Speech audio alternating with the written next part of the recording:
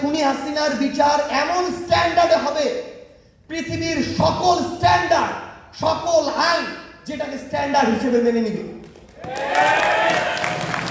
তো আমরা লোক দেখানোর জন্য খুনি হাসিনার 16 বছরে যেমন করে বাংলাদেশের অনেক আলেম ওলামা থেকে শুরু করে রাজনীতিবিদকে শুধুমাত্র নিজের মনের খায়েশ আর প্রতিহিংসা পূরণের জন্য লোক দেখানো, বিচার বহির্ভূত হত্যাকাণ্ড করে ফাঁসিতে ঝুলিয়েছে এই আইসিটি, এই ক্রাইম ট্রাইব্যুনাল, সেভাবে আপনার আমার মনের খায়েশ পূরণের জন্য শুধু খুনি হাসিনার বিচার করতে চায় না, বরং ওই খুনি হাসিনা যে হাজার হাজার আমার ভাই বোনকে হত্যার নির্দেশদাতা, সেটা প্রমাণ করে তার বিচারিক প্রক্রিয়া শেষ করে তাকে ফাঁসিতে ঝুলানো নিশ্চিত করতে চায়। তো আমরা যেন আমাদের জায়গা থেকে ওই সাস্টেইনেবল পরিবর্তনটার ধৈর্য ধরি, ওই অনুযায়ী প্রশ্ন করি, এবং অবশ্যই কেউ যদি এই পথ থেকে বিচ্যুত হয় তাকে সবসময় প্রশ্নবাণে জর্জরিত করি। এই অভ্যুত্থান কোনো একক অংশের না। ফ্যাসিস্ট বিরোধী লড়াইয়ের বাংলাদেশের সকল দলের, মতের, ধর্মের, বর্ণের, বয়সের মানুষের অংশগ্রহণের কারণে এই অভ্যুত্থান সফল হয়েছে।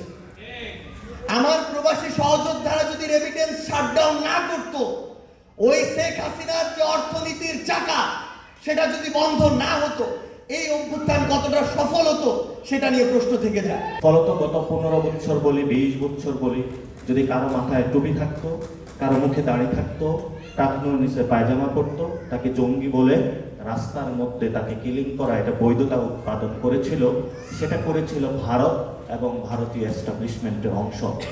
এবং একটা ভারতের যে একটা ফোর্স বাংলাদেশে ছিল, যাদের মধ্য দিয়ে এই কাজটা তারা করেছে, সেটা একটি রাজনৈতিক দল, তার নাম ছিল আওয়ামী লীগ। পলিটিক্যাল সেটেলমেন্টের জায়গাটাই হলো আমাদের সংবিধান। এই জন্য আমাদের সংবিধানটা অবশ্যই পরিবর্তন করতে হবে। এটা জিয়াউর রহমান একটা উদ্যোগ নিয়েছিলেন, ওই সময় তাকে করতে দেওয়া হয় নাই। এবং শেখ মুজিব যে সংবিধানটা তৈরি করেছিলেন, এটা পুরো মাত্রায় একটা ফেসিস্ট সংবিধান। ফলত আমরা শুধু রাজার পরিবর্তন চাই না, রানীর পরিবর্তন চাই না, আমরা পুরো সিস্টেমের পরিবর্তন চাই। কারণ এটা এই প্রজন্ম, তরুণরা চেয়েছে এবং বাংলাদেশে এটা আমাদেরকে করতেই হবে। যারাই শাসন ক্ষমতায় আসবে তাদেরকে আমরা করতে বাধ্য করবো ইনশাআল্লাহ। আমাদের এখন যে বর্তমান পরিস্থিতি রয়েছে, এই পরিস্থিতিতে ভারতের একটা সিভিল ফোর্স রয়েছে, যারা বাংলাদেশের মাটিতে জন্মগ্রহণ করে বাংলাদেশের জলবায়ু খায়, বাংলাদেশের হলো নদীর পানি, মাছ আহরণ করে, ধান খায়। তাদের দেখতে বাংলাদেশি মনে হয়, কিন্তু মননে মগজে তারা হলো বিজেপির হিন্দুত্ববাদী এবং আরএসএস এর বাংলাদেশের দালাল শ্রমিক হিসাবে কাজ করে।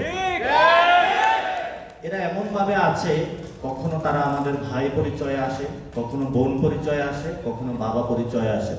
সামাজিক বিন্যাসে যদি আপনারা দেখতে পান, একটি আওয়ামী লীগও এখনো কোথাও যায় নাই। তারা সমাজের মধ্যে বসবাস করছে, তারা আমাদের সাথে চলাফেরা করে, সবকিছু করে, কিন্তু তারা যে ইন্টারেস্ট সার্ভ করে সেটা হলো ভারতের। তাদের বিরুদ্ধে যদি ডেমোক্রেটিক প্রসেস আসে, তাহলে আমরা ব্যালট রেগুলেশন করতে প্রস্তুত থাকবো ইনশাআল্লাহ। যদি তারা অস্ত্র নিয়ে আসে, 24-এর গণ অভ্যুত্থানে তারা অস্ত্র নিয়ে এসেছিল, কিন্তু আমরা আমাদের রক্ত দিয়ে তাদেরকে প্রতিরোধ করেছি। ভবিষ্যতে তারা যদি অস্ত্র নিয়ে আসে, আমরা আমাদের রক্ত দিয়ে প্রতিরোধ করব। ভবিষ্যতে যাতে তারা ভোট ব্যাংকে জাতীয় পার্টির আড়ালো আসে, তাদেরকে আমরা প্রতিরোধ করব। ভবিষ্যতে তারা যতভাবে আসার চেষ্টা করে, যদি তারা সেনাবাহিনী আকারে আসে, আমরা সিভিল মিলিটারি ফোর্স গঠন করব।